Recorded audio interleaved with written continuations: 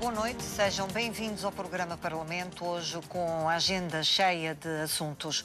O Serviço Regional de Saúde vai aplicar taxas moderadoras. O PSD pede avaliação dos tribunais da Madeira. A moção de censura do PS ao Governo Regional será discutida a 29 de maio. Nos últimos tempos, temos assistido ao endurecer da linguagem em relação à República por parte do Poder Regional. Qual é a sua opção? Todo o painel, assim como aos telespectadores que nos estão a ouvir. Como vemos, os últimos momentos, e temos constatado, os últimos momentos da vida política regional têm sido de grande crispação, até de agressões verbais, comunicados exacerbados em termos de linguagem.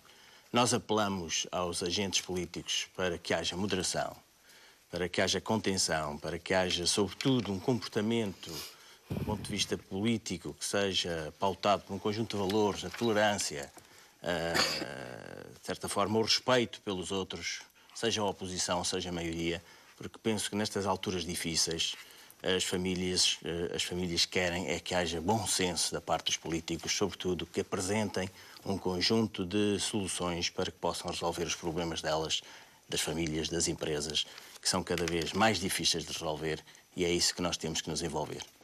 Lopes da Fonseca. Aliás, o CDS sempre o afirmou que mais cedo ou mais tarde estas taxas chamadas de racionalização no plano de ajustamento económico e financeiro poderiam ser as taxas moderadoras.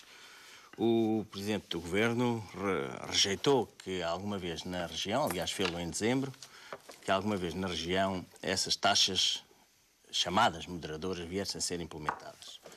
Acabámos por ver que teve que ser desmentido. Aliás, a evidência é óbvia.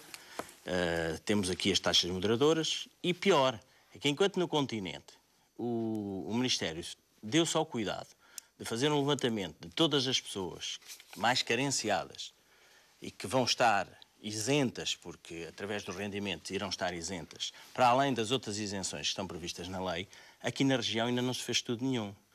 E eu temo, por exemplo, amanhã, ou quando elas estiverem implementadas, uma criança, 13 anos, cai na escola, os pais, não se sabe qual é o seu rendimento social, até podem ser pessoas sem rendimento social. Recorrem às urgências. O que é que as urgências dizem? Fazem a triagem e dizem o seu caso não é urgente. Significa que não é urgente, vai pagar 20 euros.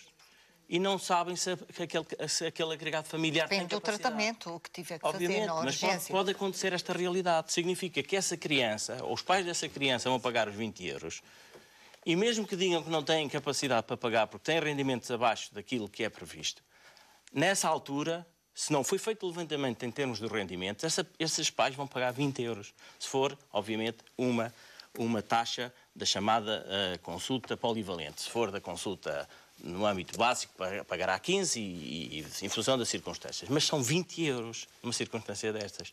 E isto é preciso ver que ainda a posição vai no adro.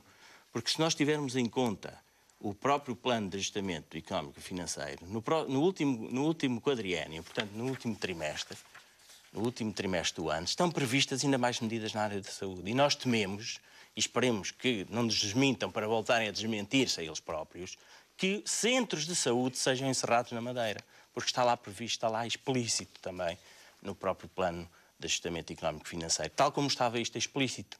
E nós sempre o dissemos e foram negados.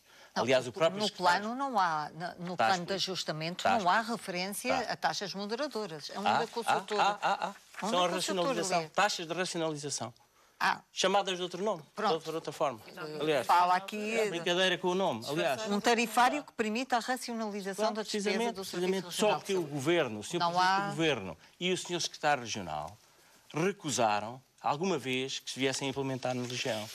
Aliás, poderemos voltar até ao debate. A senhora deputada Rafaela Fernandes também o disse, e foi publicado, isto, 6 ou 7 de março, que, devido à realidade das taxas moderadoras representarem apenas, em termos valores, algo residual, que provavelmente não justificava que se aplicassem. E seriam os estrangeiros? Não se aplicasse, seriam apenas os estrangeiros que poderiam pagar. Mas a questão é esta. Então agora vão-se implementar, independentemente do rendimento familiar, não sabemos quem são as pessoas que vão pagar. Há aqui quase um recado para o lado do seu partido. Sabemos já, pela voz de José Manuel Rodrigues, que eu disse no programa Parlamento que o CDS vai apoiar a moção.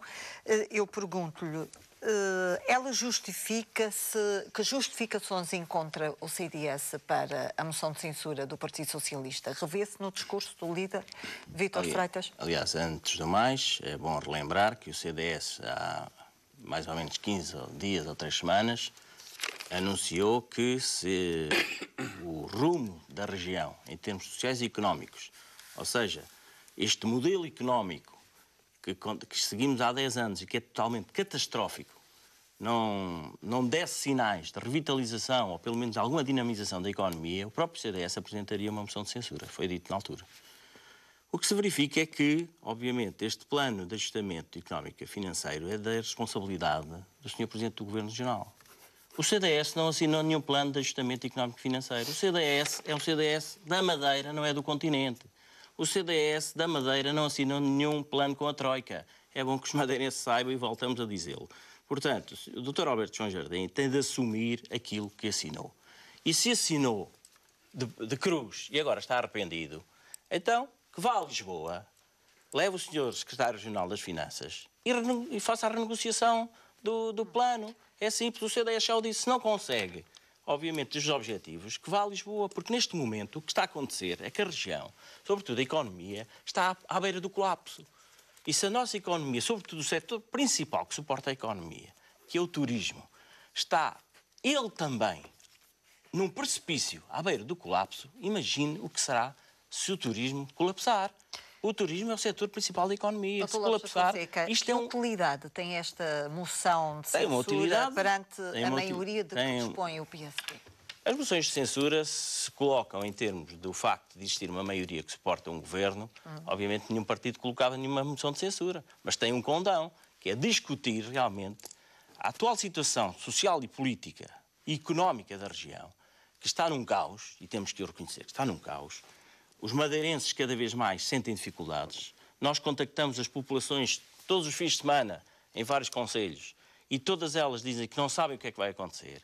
Não podem pagar os estudos dos filhos, já não compram medicamentos, estão desempregados, como sabemos, sobretudo jovens. Quase 50% dos desempregados são jovens. Isto é grave.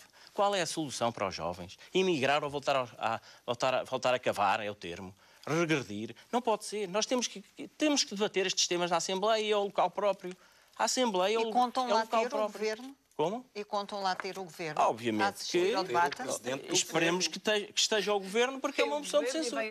Temos assistido a um crescendo, a um clima de crispação no discurso dirigido à República por parte da maioria do Presidente do Governo. Eu pergunto, Dr. Lopes da Fonseca, que leitura política faz a esta postura, a este discurso? Eu poderia dar aqui exemplos, mas não vou perder tempo, porque temos de acelerar. Aliás, são públicos e as declarações, tal como eu disse no início deste programa, eu acho que se está a utilizar uma linguagem em termos de agressividade descabida, sobretudo em relação ao Governo da República, da parte do Governo Regional. Provavelmente eu reconheço que haja um nervosismo no PSD, porque há uma sondagem que fizeram, tem cerca de 35%, que significa que se houvesse eleições nesta altura, perdiam a maioria absoluta. Eu reconheço que haja nervosismo, mas não se justifica este tipo de linguagem para com o Governo da República. Aliás, ainda ontem se anunciou que a Madeira poderia sair da União Europeia, pensando, o Dr. Alberto João Jardim, que o conjunto de madeirenses, 260 mil madeirenses, são pessoas pouco elucidadas ou iliteradas. Porque nós sabemos perfeitamente que nós somos um Estado unitário, que a região faz parte deste Estado unitário, e de duas uma. Só sair da União Europeia de duas uma. Ou se tornava independente e então saía da União Europeia. Porque dentro do Estado unitário, a Madeira não pode sair da União Europeia, como se sabe. Portanto, o Dr. Alberto João Jardim, ao dizer aquilo, foi uma asneirada que na República se riram. E, por outro lado, a República fez um acordo com o Dr. Alberto João Jardim, o Governo da República com o Dr. Alberto João Jardim, portanto com o Governo Regional, que devia ser cumprido. Ora, se não está a ser cumprido da parte do Governo Regional, ou melhor, do Governo da República, o CDS já impeliu o Dr. Alberto João Jardim a ir a Lisboa pedir o dinheiro que a região deve receber. Nós concordamos que a região deve receber este dinheiro rapidamente. Então o Dr. Alberto João Jardim, se não consegue, não tenta, através da verborreia, dizer que o Governo da República é que é o culpado. Vá a Lisboa, negocie e traga o dinheiro. É muito simples. Eu agradeço a vossa presença hoje aqui. Chega ao fim o nosso debate. Agradeço a sua companhia. O programa Parlamento regressa na próxima terça-feira. Até lá, fique bem.